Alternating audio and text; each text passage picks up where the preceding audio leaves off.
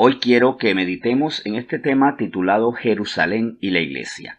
Hagamos algo, busquemos el Salmo 122. De hecho, les garantizo que allí nos vamos a sentar en el Salmo 122, en toda la extensión de este Salmo, para meditar en esta palabra escrita por el rey David, por supuesto inspirada por el Espíritu Santo, para hacer un paralelo, una analogía interesante entre su ciudad amada Jerusalén y lo que es para nosotros también debe ser objeto de un amor auténtico, permanente, y es la iglesia. Como les había dicho, Salmo 122, desde el versículo 1. Yo me alegré con los que me decían, a la casa de Jehová iremos. Para David, la casa de Jehová era motivo de gozo, y sobre todo porque cuando él escribió este salmo no es que él no podía estar allí o quería hablar solamente de él, sino él también se refería a muchas personas que, estando a distancia de Jerusalén, peregrinaban, viajaban hasta esa ciudad para celebrar las fiestas santas. Y ellos se esforzaban, ponían su tiempo por delante. Y cuando aquí hago la analogía entre Jerusalén y la iglesia, es porque eso es lo que hacemos cuando vamos a nuestra casa de Dios. La iglesia es casa de Dios. Y allí, ¿qué hacemos? Vamos a verlo en esta analogía muy interesante con el Salmo 122 para ver hasta qué punto el Señor sigue reproduciendo esta obra y este sentir en nosotros, pero también hasta qué punto nosotros estamos siendo consonos, congruentes y consecuentes con lo que el Señor quiere que sintamos por nuestra iglesia. En el versículo 2 sigue diciendo, nuestros pies estuvieron dentro de tus puertas, oh Jerusalén. Cuando habla de Jerusalén tenemos que tomar en cuenta circunstancias muy interesantes. Una, que primero Jerusalén no nació siendo capital de Israel. Jerusalén era la capital de Jebús, de la tierra de los jebuseos. Jerusalén fue arrancada por David a los jebuseos. Y cuando es conquistada, también es conquistada para erradicar allí las idolatrías, para que entonces esa adoración a demonios que practicaban los jebuseos ya no fuera practicada más en esta tierra, y para convertirla en lugar de adoración al Dios verdadero. Esto también es un indicativo de que ciertamente entre Jerusalén y la iglesia hay una analogía, porque la iglesia está compuesta más que por las paredes, el techo, las luces, ventanas y demás, por individuos que fuimos también arrancados de la idolatría. Y dentro de eso no importa qué tan corrupto o degradado haya sido el ser humano en tiempos anteriores a haber recibido a Cristo. Cuando es santificado para el uso de Dios, cuando nosotros somos santificados, apartados para que seamos instrumento de Dios, nos volvemos honorables, nos volvemos sujetos con una dignidad rescatada por Dios.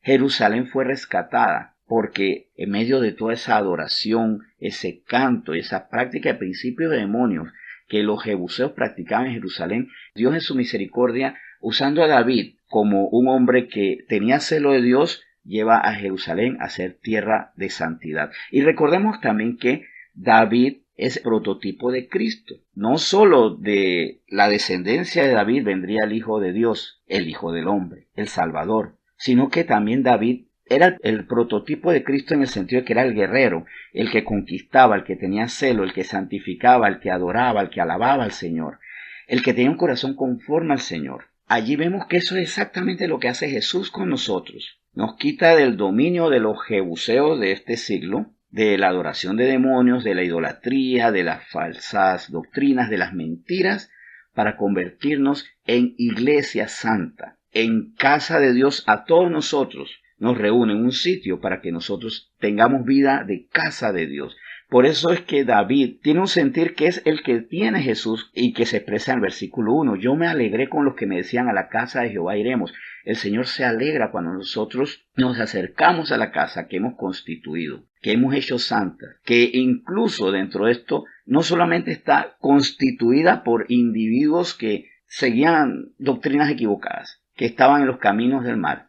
O sea, nosotros pues, porque estábamos en lo que no era de Dios, sino que a veces hasta dentro de esto puede ser que use una casa o un local que no necesariamente era usado para el bien.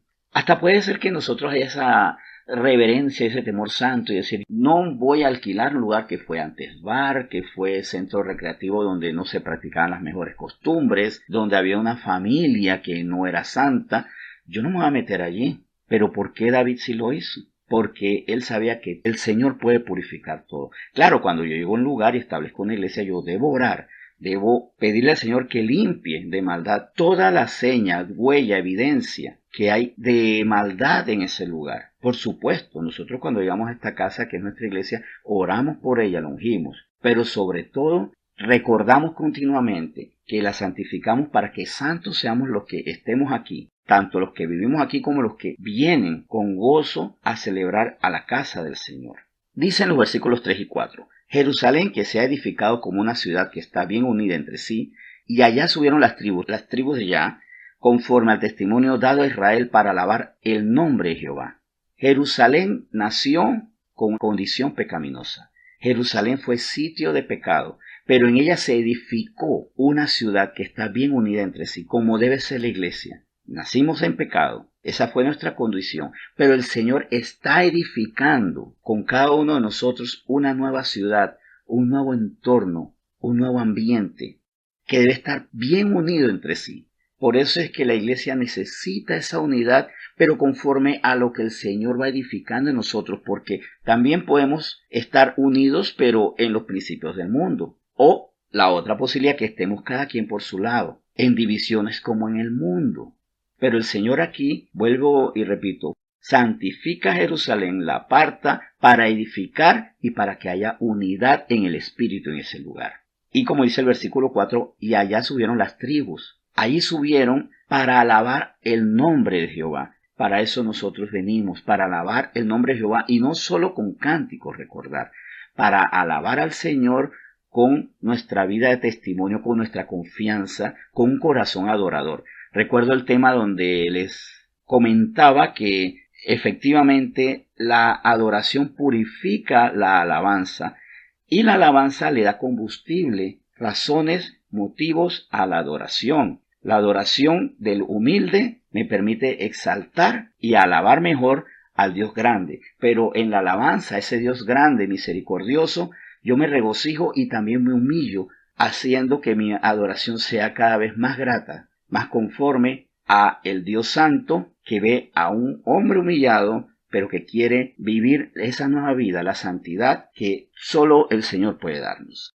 En el versículo 5 dice, porque allá están las sillas del juicio, los tronos de la casa de David. Aquí el Señor nos enseña juicio. No es para nosotros hacer juicio, sino para conocer los juicios del Señor, para conocer la verdad del Señor y para, conforme a esos juicios, saber en qué punto ya yo no puedo caminar por ciertas rutas que pueden estar floridas, pueden estar agradables, pero que no son los caminos de Dios, y también en ese sentido alabar y bendecir al Señor, porque en esa corrección Él me está a mí guardando. Sigamos en la lectura. Desde el versículo 6 al 9 vamos a hacer una lectura de estos 4 versículos sin parar. Pedid por la paz de Jerusalén, sean prosperados los que te aman. Sea la paz dentro de tus muros y el descanso dentro de tus palacios. Por amor de mis hermanos y mis compañeros diré yo, la paz sea contigo. Por amor a la casa de Jehová nuestro Dios buscaré tu bien. Aquí también habla de un compromiso que tenemos que poner no solo con respecto a las paredes, las ventanas, el techo y la pintura que hay en la iglesia. No es eso, sino con cada miembro de la iglesia. Porque la iglesia está hecha de humanos, no de cemento, no de zinc, no de tejas. Esta infraestructura es para acoger a la iglesia, que es la reunión de los santos.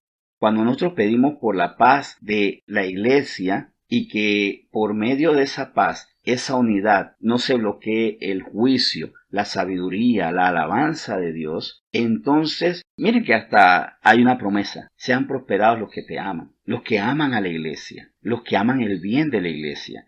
De hecho, amar a toda iglesia cristiana, entristecerse cuando una iglesia de sana doctrina está pasando por momentos difíciles, hasta entristecerse por la iglesia que ha perdido la sana doctrina, porque por amor a esa iglesia uno quiere que se recupere, que sea nuevamente santa y correcta delante de Dios. Y para que entonces se pueda vivir lo que dice el versículo 7, sea la paz dentro de tus muros y el descanso dentro de tus palacios. Recuerden, la paz dentro de unos muros está garantizada por los habitantes y hay descanso dentro de un palacio si las personas brindan descanso y descansan también. Si viven la paz, enseñan la paz, guardan la paz. Por amor de mis hermanos y mis compañeros diré yo, la paz sea contigo, por amor a la casa de Jehová nuestro Dios buscaré el bien. Entonces, por amor a Dios, pero también a su iglesia, yo buscaré tu bien, iglesia, buscaré tu bien, casa de Dios, buscaré tu bien entre los miembros, entre los que están dentro de esos muros. Quiero aquí hacer una cita de Charles Spurgeon. Él fue un pastor con una vida prodigiosa, ejemplar. Estaba leyendo que él incluso llegaba a predicar 10 veces a la semana en diferentes iglesias y que se le acredita haber evangelizado 10 millones de personas. Y él decía, en una iglesia uno de los ingredientes principales para el éxito es la paz interna. Conflictos, sospechas, divisiones, estas son cosas mortales. Aquellos que rompen la paz de la iglesia merecen sufrir y aquellos que la mantienen obtienen una gran bendición.